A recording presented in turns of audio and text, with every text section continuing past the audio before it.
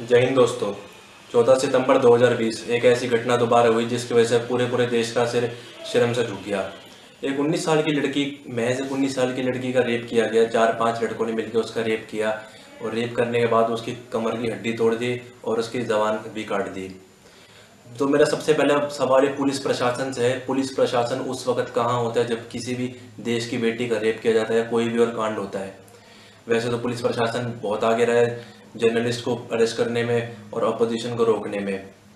दूसरा सवाल मेरा ये है कि उस लड़की का शव आपने अंधेरे में क्यों जलाया?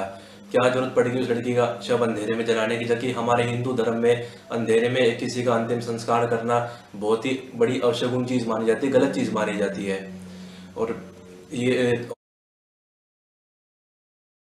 और हमारी जो सरकार है वो तो वैसे भी हिंदू धर्म की बहुत बड़ी ठेकेदार है। तो आप जब हिंदू धर्म में किसी भी शव का अंतिम संस्कार करना मना है अंधेरे में, तो अपने अंतिम संस्कार को अंधेरे में क्यों किया? सरकार से पूछा जाए तो सरकार का यह कहना है कि पब्लिक आउटरीच ना हो, दंगे फसाद ना हो, लॉ एंड ऑर्डर मेंटेन रहे, इसलिए उन्होंने अंधेरे में उसका अंतिम संस्कार किया। पर फिर इसके साथ एक और सवाल यह खड़ा होता है कि जब आपके पास इतनी सारी पुलिस है जो ओपोजिशन के इतने बड़े लीडर राहुल गांधी को रोक सकती है हथरास तक पहुंचने में, आपके पास इतनी पुलिस है जो जर्नलिस्ट को रोक सकती है हथरास तक पहुंचने में और उन्हें अरेस्ट कर सकती है, तो आपके पास चंद पुलिस नहीं थी जो कि चंद लोगों को रोक सकती थी, जो कि लॉ एंड ऑर्डर खराब कर सकते थे आपके हिसाब से? मेरा सवाल ये भी है कि कहाँ है वो झांसी की रानी जो प्रोटेस्ट करने वाले किसानों को आतंकवादी कह रही थी? अब इस रेप कांड पे क्यों वो चुप है? कहाँ है मैडम आप? तो ये तो बात रही हथरास की। हथरास के अलावा हमारे देश में रोज 87 रेप्स होते हैं हर रोज, और ये तो सब रजिस्टर्ड केसेस है, जो रजिस्टर्ड नहीं है वो अलग है। सबसे पहली बात ये आती है कि रेप हमारे देश में इतने क्यों होते हैं, जबकि हमारे संस्कृति में तो औरत को देवी का दर्जा दिया गया है, औरत की इज्जत करनी सिखाई गई है। और सिर्फ हमारे धर्म में नहीं, हर धर्म में औरत की इज्जत करनी सिखाई गई है, औरत को बहुत ऊंचा दर्जा दिया गया है। किसी भी धर्म में कुछ औरत साथ गलत करना नहीं सिखाया गया है। तो इसका रीजन क्या है, ये आप एक इस वीडियो क्लिप में देख लीजिए, शायद आपको समझ पाए। ठीक है, तो बलात्कार क्यों होगा? नहीं होगा। जब तन इनका खुला रहेगा तो बलात्कार ही होना है। हर किसी का मूड खराब होगा। अंग प्रदर्शन होएगा तो भैया अच्छे अच्छे का दिल मचल जाता है। इतनी बड़ी बड़ी कच्ची पहन के घूमती है बताओ। आजकल तो पूरे नहीं थे तो बलात्कार कहाँ होता था? नहीं पहले नहीं होते थे। क्यों अपनी बॉडी दिखाती है?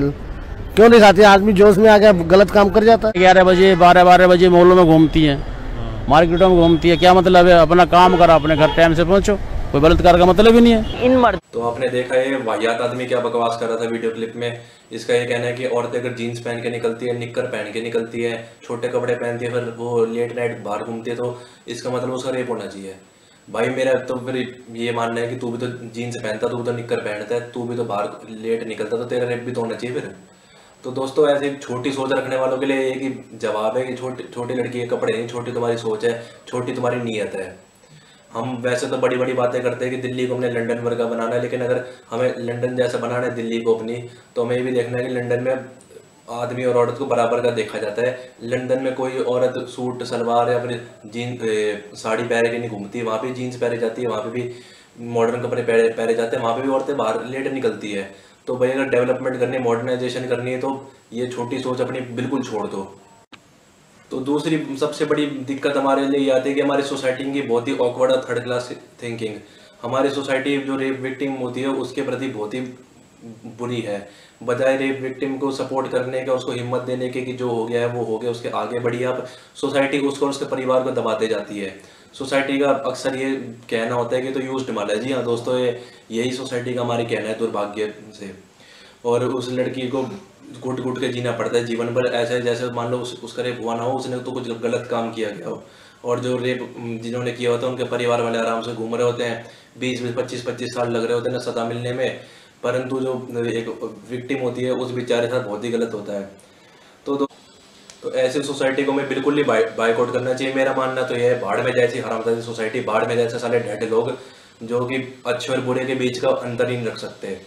और ऐसी सोसाइटी की वजह से हमारे देश में 70% रेप केसेस रिपोर्ट नहीं होते दोस्तों। जी हाँ, 70% रेप केसेस। मैं लिंक डिस्क्रिप्शन में दे रहा हूँ, आप आराम से जाके पढ़ लीजिएगा वहाँ पर।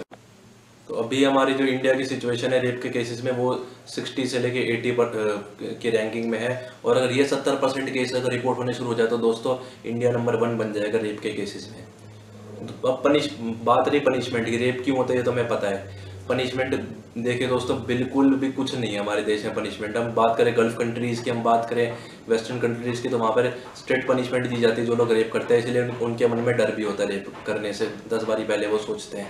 पर हमारे यहाँ क्या है, हमारे यहाँ 20-20, 25-25 साल केस चलते रहते और चलते रहते हैं। तारीख पे तारीख लगती जाती है पर नतीजा कुछ नहीं आता, रिजल्ट कुछ नहीं आता। आपके सामने सबसे बड़ा उदाहरण निर्भया कांड का है, जहाँ पे सारे सबूत सामने थे पर फिर भी 8 साल लग गए। हमारी जुडिशरी इस मामले में बहुत ही ज़्यादा वीक है। तो मेरा ये मानना है कि जुडिशरी में सिस्टम चेंज करना चाहिए है और कड़ी से कड़ी पनिशमेंट मिलनी चाहिए, ताकि रेप करने वालों के मन में भय रहे और 100 बार सोचे किसी लड़की की ओर देखने से पहले। और एक सबसे बड़ी बात आती है हमारे पॉलिटिशियंस की सोच क्या है रेप की तरफ। सोच के आप खुद ही देख लीजिए उनकी वीडियो।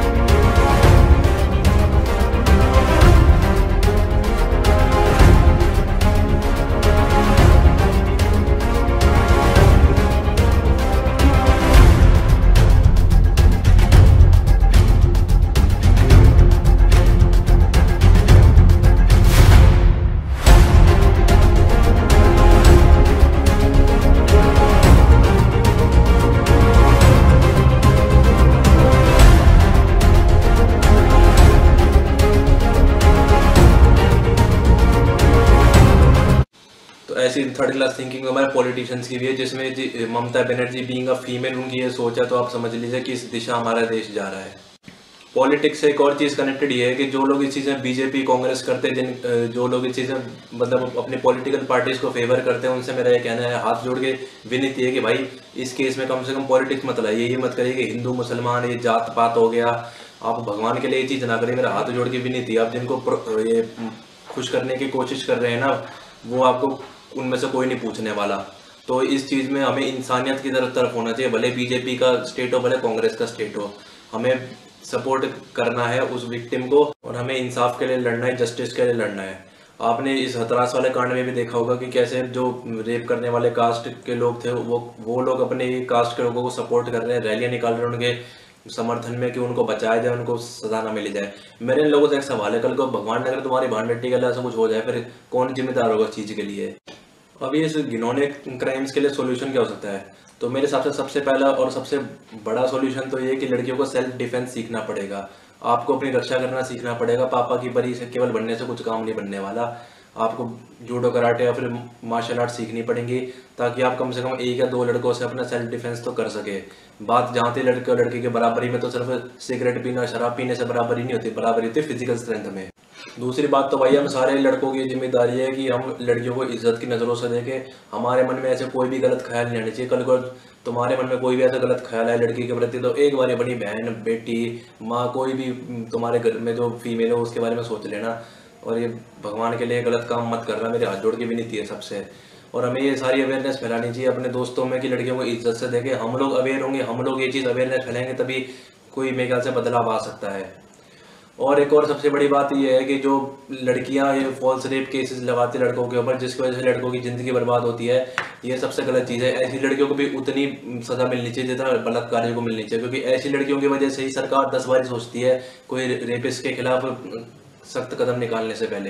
इसके साथ साथ जो हमारा समाज है, समाज को बहुत ज़्यादा ज़रूरत है बदलने की।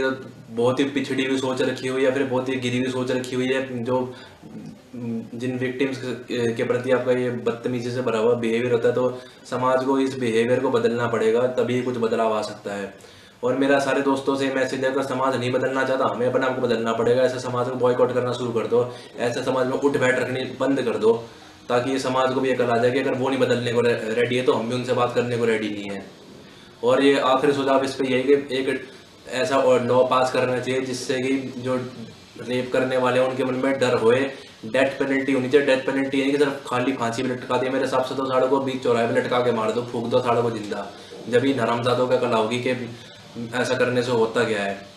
इस चीज़ के लिए हम सबको जैसे सड़कों पर उतरना चाहिए। जैसे 4-5 महीने मीडिया ने पकाया है बॉलीवुड दिखा के, वैसे 4-5 महीने तक मीडिया को ये भी दिखाना चाहिए कि जो रेप करते हैं उनके लिए कोई सख्त पनिशमेंट निकलनी चाहिए, जब भी कोई बदलाव आने वाला है। हम सबको इस चीज़ में आगे बढ़ना चाहिए। हम सबको सोशल मीडिया हो जाए, भले वो प्रोटेस्ट हो जाए, कुछ भी हो, हमें संविधान के दायरे के अंदर रह के इस चीज़ की मांग रखनी चाहिए ताकि सरकार इस पर ध्यान दे और कुछ बदलाव आ सके।